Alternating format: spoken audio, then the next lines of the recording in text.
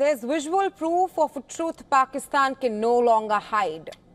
As the world demands accountability for terror, the Pakistani army is seen standing shoulder to shoulder with terrorists. A funeral in Mourning city and the presence of Pakistani army officers exposes the alliance between the Pakistan military and Lashkar-e-Taiba.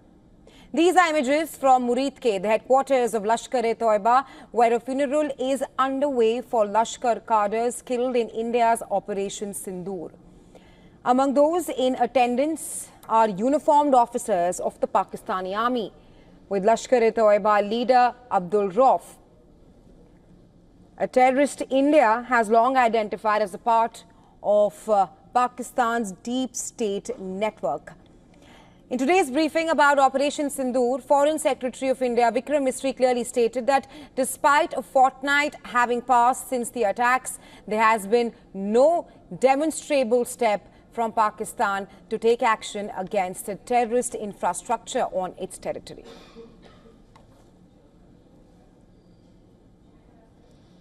Investigations into the Pahalgam terror attack have brought out the communication notes of terrorists in and to Pakistan, the claims made by the resistance front and their reposting by known social media handles of the Lashkar-e-Taiba speak for themselves. Identification of the attackers based on eyewitness accounts as well as other information available to law enforcement agencies has also progressed. Our intelligence has developed an accurate picture of the planners and backers of this team. The Ministry of External Affairs of India held a briefing on Operation Sindoor earlier in the day, and Foreign Secretary Vikram Misri was joined with two women officers, Lieutenant Colonel Sophia Qureshi from the Indian Army and Wing Commander Vyomika Singh from the Indian Air Force. Take a listen. Good morning. Thank you all for joining this briefing. As you are all aware, on April 22, 2025, Pakistani and Pakistan-trained terrorists belonging to the Lashkar-e-Taiba carried out a savage attack on Indian tourists at Pahalgam in Jammu and Kashmir in India. They murdered 26 people, including one national of Nepal, causing the largest number of civilian casualties in a terrorist attack in India since the 26 November 2008 attacks in Mumbai. The attack in Pahalgam was marked by extreme barbarity, with the victims mostly killed with headshots from close range and in front of their families. Family members were deliberately traumatized through the manner of the killing, accompanied by the exhortation that they should take back the message. The attack was clearly driven by the objective of undermining the normalcy returning to Jammu and Kashmir. In particular, it was designed to impact the mainstay of the economy, tourism, with a record 23 million tourists visiting the valley last year. The calculation presumably was that harming growth and development in the Union territory would help keep it backward and create fertile ground for continued cross-border terrorism from Pakistan. The manner of the attack was also driven by an objective of provoking communal discord, both in Jammu and Kashmir and the rest of the nation. It is to the credit of the government and the people of India that these designs were foiled. A group calling itself the Resistance Front has claimed responsibility for the attack. This group is a front for the UN-proscribed Pakistani terrorist group Lashkar-e-Taiba. It is notable that India had given inputs about the TRF in the half-yearly report to the monitoring team of the UN's 1267 Sanctions Committee in May and November 2024, bringing out its role as a cover for Pakistan-based terrorist groups. Earlier too, in December 2023, India had informed the monitoring team about Lashkar and Jaish-e-Mohammed operating through small terror groups such as the TRF. Pakistan's pressure to remove references to TRF in the April 25 UN Security Council press statement is notable in this regard. Investigations into the Pahalgam terror attack have brought out the communication notes of terrorists in and to Pakistan, the claims made by the resistance front and their reposting by known social media handles of the Lashkar-e-Taiba speak for themselves. Identification of the attackers based on eyewitness accounts as well as other information available to law enforcement agencies has also progressed.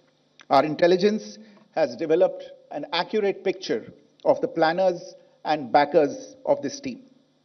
The features of this attack also tie in with Pakistan's long track record of perpetrating cross-border terrorism in India, which is well documented and beyond question.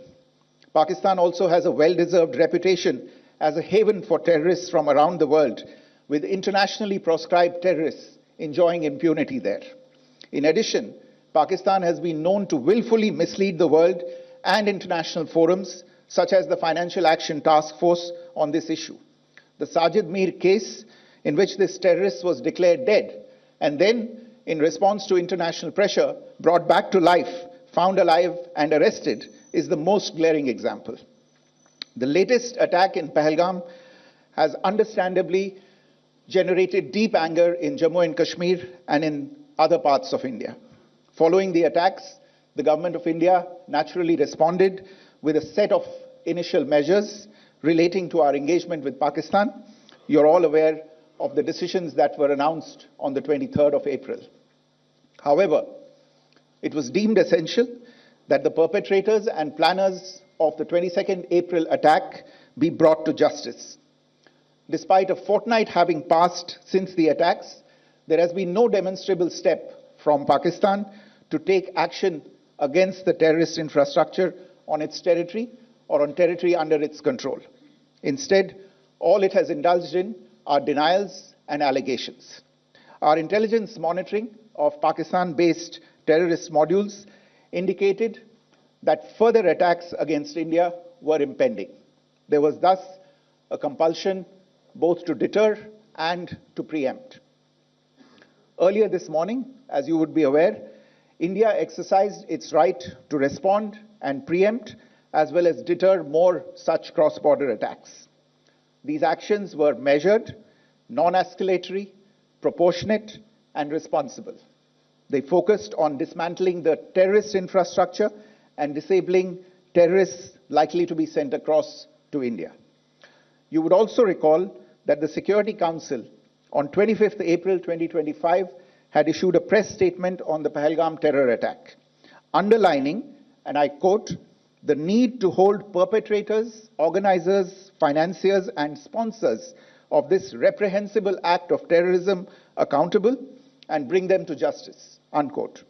India's latest actions should be seen in this context. Joining me for this briefing on our actions earlier this morning are Colonel Sophia Qureshi and Wing Commander Vyomika Singh. I will request them to share some details regarding Operation Sindoor with all of you.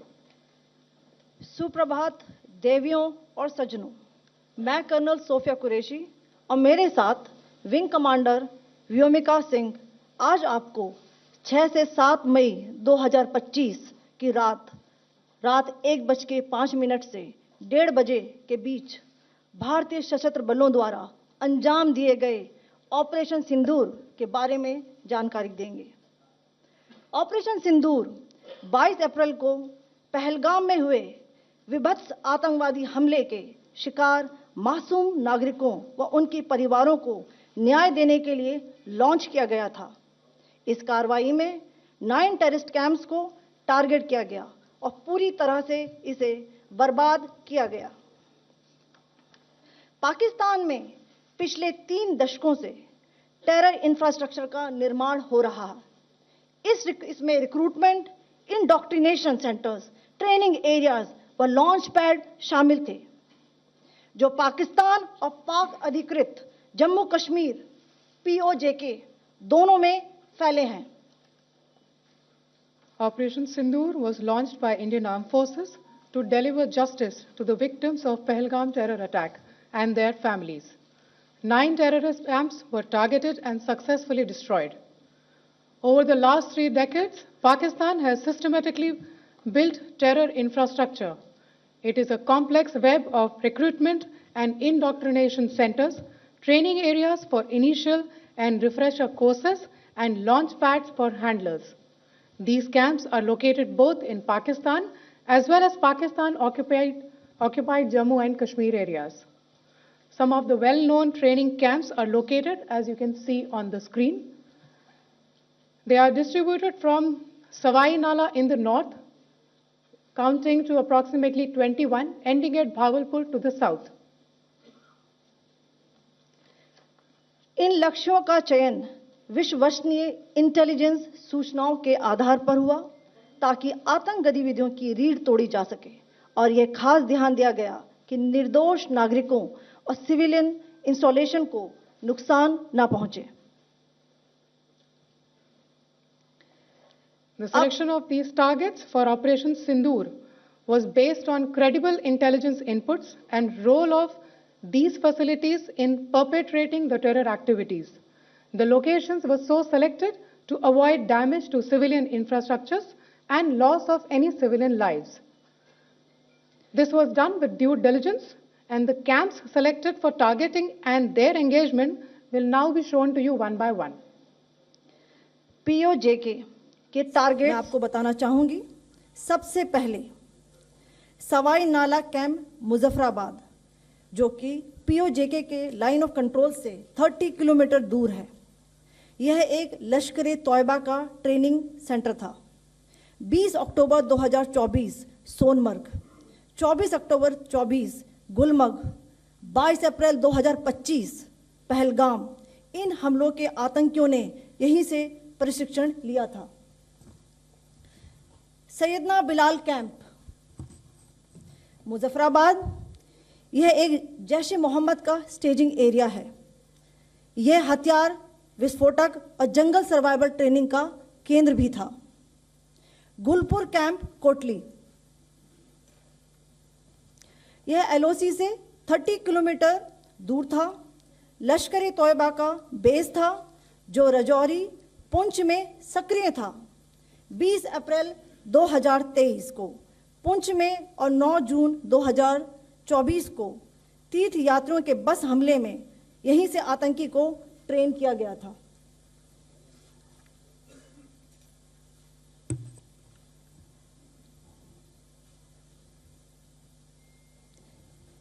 Barnala camp बिम्बर, यह LOC से 9 kilometre दूर है. यहाँ पर हथियार, handling, IED व जंगल survival का प्रशिक्षण केंद्र था. अब्बास कैंप कोटली,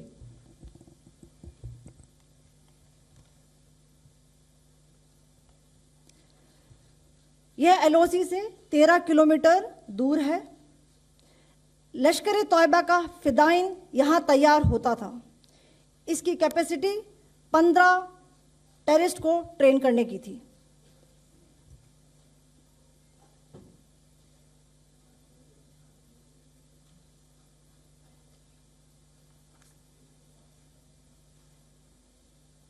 अब मैं पाकिस्तान के अंदर के टारगेट से अवगत कराना चाहूंगी. पहला, सर्जल कैंप सियालकोट. यह अंतर्राष्ट्रीय सीमा से 6 किलोमीटर की दूरी पर है, सांबा कटवा के सामने.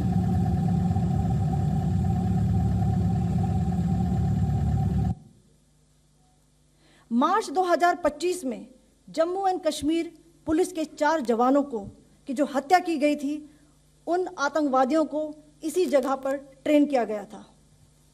दूसरा, महमूना जाया कैंप सियालकोट. यह 18 से 12 किलोमीटर IB से दूर था. हिजबुल मुजाहिदीन का बहुत बड़ा कैंप था. यह कठुआ जम्मू क्षेत्र में आतंक फैलाने का नियंत्रण केंद्र था. पठानकोट एयरफोर्स बेस पर किया गया हमला भी इसी कैंप से प्लान और डायरेक्ट किया गया था. मरकज ताइबा मुरीद के, यह IB से 18 से 25 किलोमीटर दूरी पर है. 2008 के मुंबई हमले के आतंकी भी यहीं से प्रशिक्षित हुए थे. अजमल कसब व डेविड हेडली भी यहां ट्रेन हुए थे.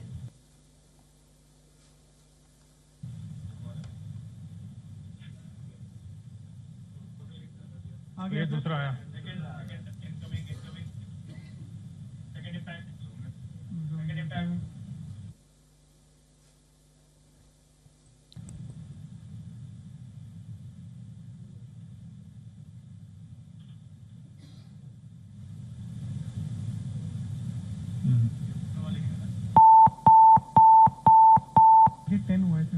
टारगेट 10 हुआ एंक्लोजर सेम ही है 7 it is hit the target हाँ हाँ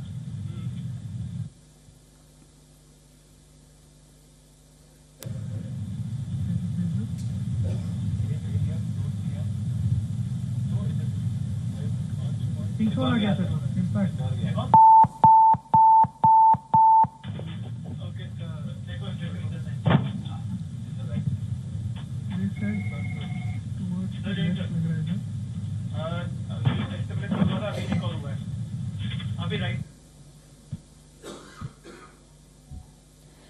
मरकज सुभान अल्लाह भावलपुर ये इंटरनेशनल बाउंड्री से 100 किलोमीटर दूर है।